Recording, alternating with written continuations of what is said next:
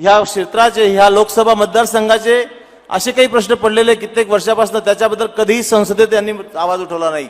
Mega recharge ज्यामुळे हे सर्व लोकसभा मतदारसंघ आपला हराभरा होऊ शकतो, त्याच्याबद्दल बोलले नाही. बुऱ्हाणपूर अंकलेश्वर मार्ग अजूनही लाल फितीत अडकलेला आहे.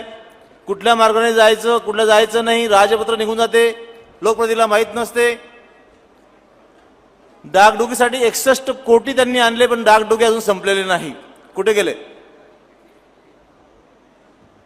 शेतीमालावरती शेत प्रक्रिया उद्योग यायला पाहिजे, जेणेकरून शेतकऱ्याचा माल जिथल्या तिथे विकला जाईल, तिथल्याच तरुणांना नोकरी लागेल.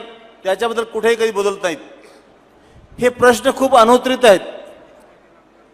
फक्त रेडीमेड सत्ता मिळाली, जातीपाती धर्माच्या नावावरती सत्ता मिळते आणि आपण 4.5 वर्ष शांत बसायचं, पुढचे 6 महिने यायचं, बोलायचं.